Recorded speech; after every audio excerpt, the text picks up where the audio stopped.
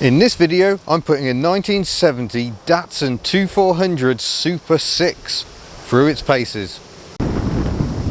So yes, this is a Datsun 2400 Super 6 saloon. We can go in and see the Super 6. Got Nissan full automatic as well, because Nissan is the parent company, Datsun is merely the export brand. For some reason they didn't think Nissan was quite appropriate, so they used Datsun instead, which literally means son of Dat. Dat being the original founding company, I think. It all gets very confusing, but yeah, that's how it all came about. Styling is very reminiscent of some Dodge models, I think, very clearly inspired by America again, just like the previous Cedric, which we will have seen in a previous video. So this is the second generation, but it's about the fourth facelift. Different nose treatments. This one's got curved side glass very slightly. Earlier ones of this shape didn't. So yeah, lots of minimal changes to change from model year to model year. We've got little side repeaters here, ventilation grille, lovely wiper blades, and something a bit Michelotti about this particular section here. This reminds me very much of a Triumph. A vast rear window. You can see the gorgeous doilies covering the rear seat there, and yeah, got some lovely original stickers on this car, which I think has been a Dutch car from new.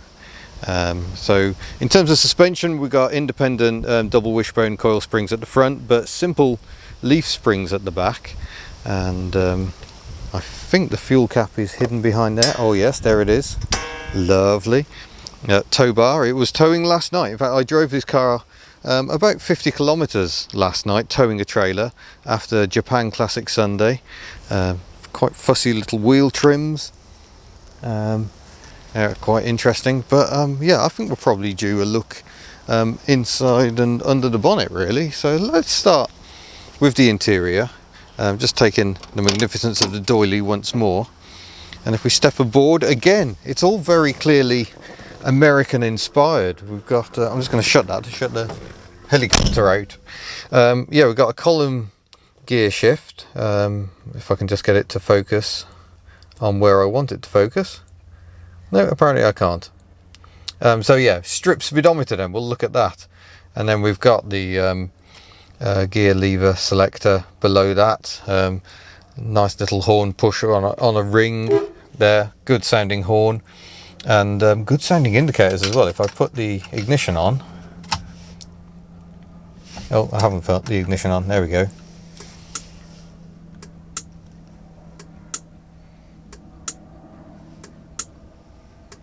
That's a nice noise. It speeds up a bit when we're driving along. So we've got light control there, allied to that stalk, which is side lights and dip beam, and then you flick it down to switch between main and dip. Adjustable panel lights. Japanese do like to adjust their panel lights. Replicated over this side by a washer and a wiper.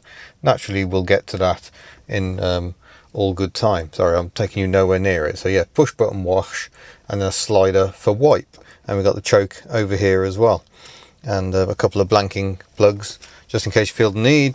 Good old umbrella handle gear lever. But yeah, I mean, it's very clean, you know, built-in radio, and yeah, quite tasty. There's a bit of sun damage on the vinyl on the door cards, but it's all highly original, and look how thick the seats are. Yeah, and they're very comfy. I mean, like I say, I spent over an hour driving this last night, and it was absolutely fine. It's got static seat belts attached to the roof. Again, that's a bit inspired by America, and also often used in pillarless coupes. I don't know whether they did any pillarless versions of this. They might have done. Quarter lights. Apparently the year before this they had a rotating style, but they completely re-engineered it with a normal pull switch for this model year, which is different from the earlier style. So all good fun. Window winder, lovely mechanism on that, all very pleasant. Let's check out the rear. Here in the back we've got things to play with. Look, there's little map pockets on the back of the seat. There's also some buttons that I don't know what they do. That's quite intriguing. Oh, there we go. That's an amount of focus. Tune and SW. I shall put down in the description what those are, because I haven't asked the owner and I don't know. I didn't realise they were there. But yeah, here's the magnificent doilies, quite often fitted to a lot of Japanese cars. We've got separate map reading lights in the back as well, a big dome one on the roof. But yeah, very, very comfortable. I would be very happy to sit back here. And just to prove it is actually me. Yeah, look, here I am, with all the space in the world. But one thing I have found, apparently it didn't come with this car, but it came with one of Ivan's other cars. It's this first aid kit, which if I can pull the lid off, look at this.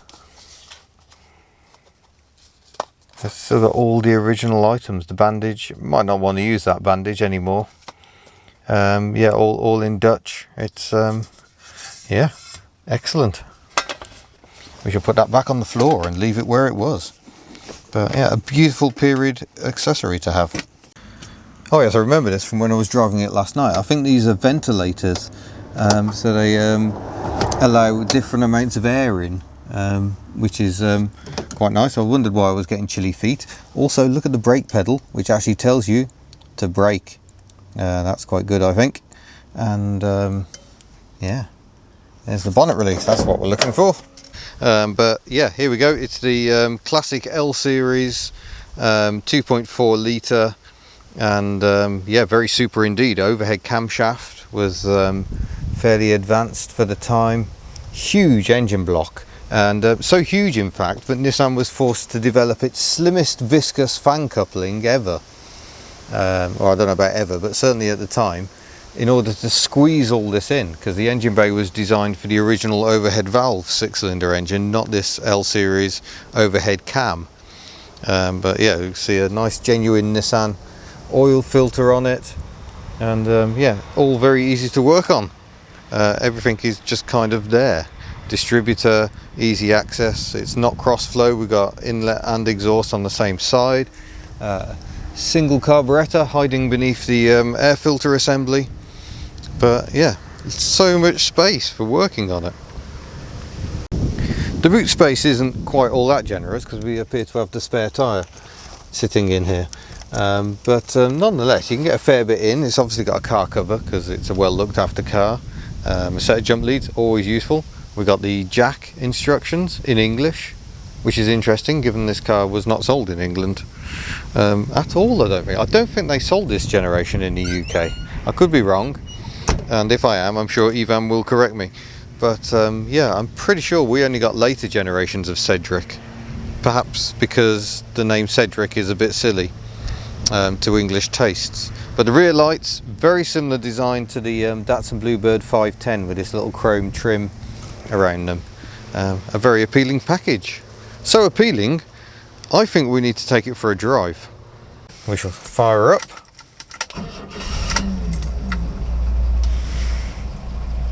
I don't know if you can even hear that. That is so astonishingly smooth. Into drive. Handbrake is already off. Oh, before we go anywhere, come on, important. Let's wash.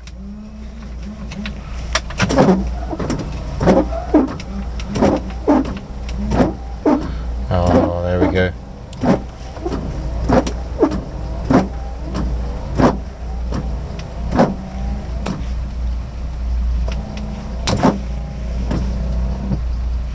There we go, they do self-park, and that does seem to be a variable speed. It's not just 2-speed, it does seem variable. Slight triangle of doom, unfortunately, but otherwise not too bad. Right, should we go for a drive?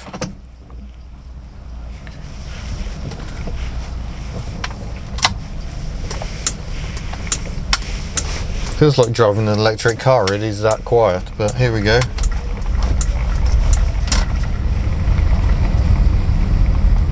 So we're on a brick road at the moment, which they seem fond of here in the Netherlands. Means lots of tyre noise, but the ride of this car is sufficient that, yeah, you certainly don't feel jostled about.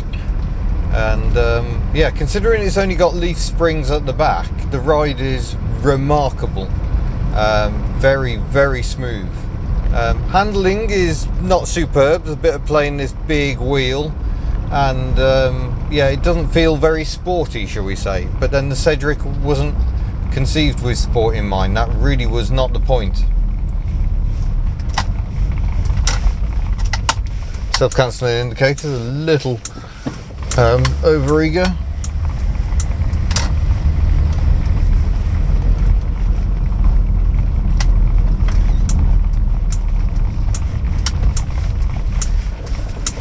And we shall wait for a gap in the traffic and just enjoy the indicator noise and this lovely little green indicator light.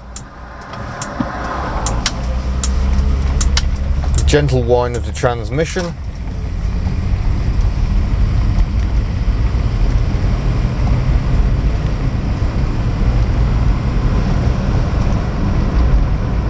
Generally, it's a 3-speed gearbox and you don't really have much of a clue of it changing gear. It's just, it moves forward on the useful amount of torque it has, and gets a bit of a shift on. I mean, it will go quicker.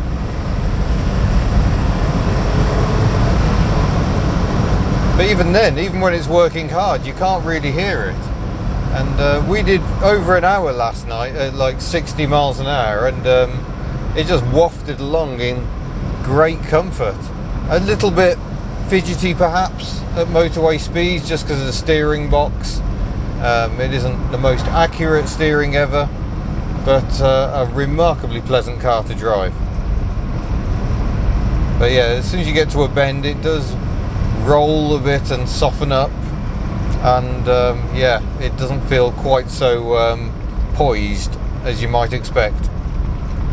Or maybe you would expect a car called Cedric to not be poised. I don't know, it's entirely up to you. Road closed that way, so we shall go this way.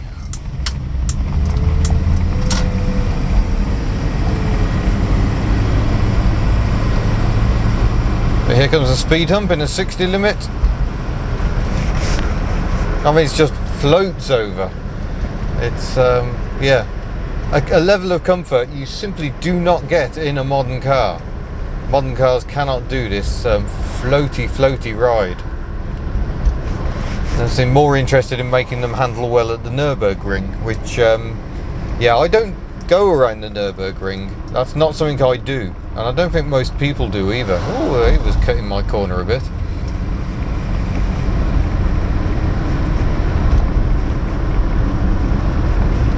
Yeah, as a car, it's very enjoyable.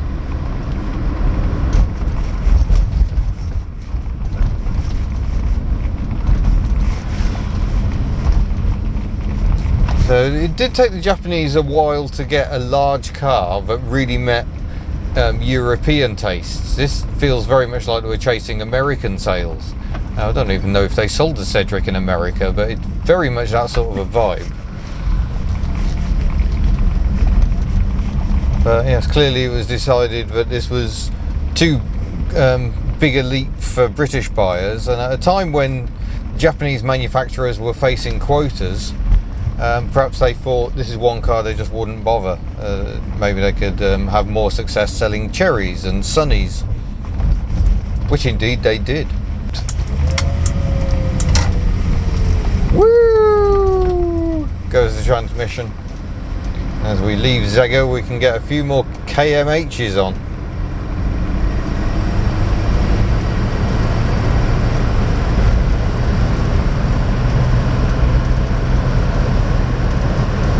Yeah, I've no idea what gear it's in. I think Nissan did try to sell the next generation, the 3rd generation Cedric in the UK. But yeah, it was kind of met with a bit of bemusement for the most part for the rather strange name, and they decided to do away with the name for the 280C. The C stood for Cedric, but as long as you didn't say Cedric, it was fine.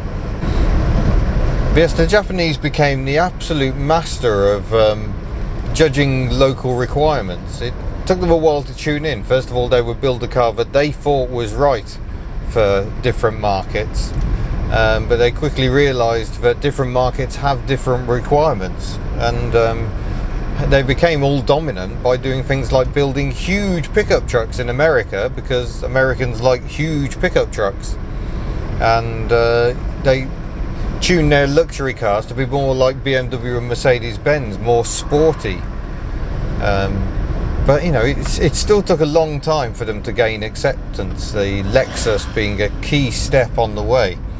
Nissan never managed to have as much success with their large cars. The Infiniti brand, even today, is still struggling. That's another Nissan brand.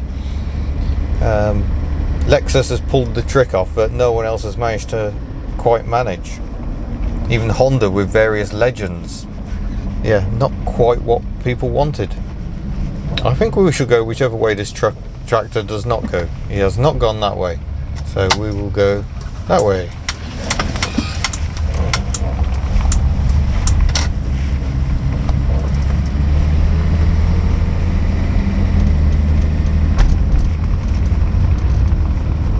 Yeah, now we've got the roads to ourselves, hopefully.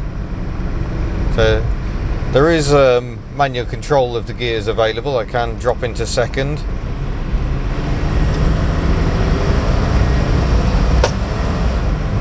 And manually drop it into third. But yeah, you only really need that level of control in a sports car, and as we're finding here, it's yeah, I mean, the steering is so light, and you've no idea really what's going on. So if you want a car for tight, twisty roads, this probably isn't the one for you. This is very much the Grand Tourer. This is all about the waft. So there you go. That was the Datsun Cedric of the 130 series, this being a Super 6. I shall say thank you to Patrick and Ivan for letting me drive their three of their cars from their impressive collection, and of course for organising Japan Classic Sunday. Fantastic event where the quality of the cars is just peachy. And yeah, I shall say, don't forget you can subscribe, you can buy Hubnut merchandise at hubnut.org. That's incredibly noisy. And I shall see you in a future video. Farewell!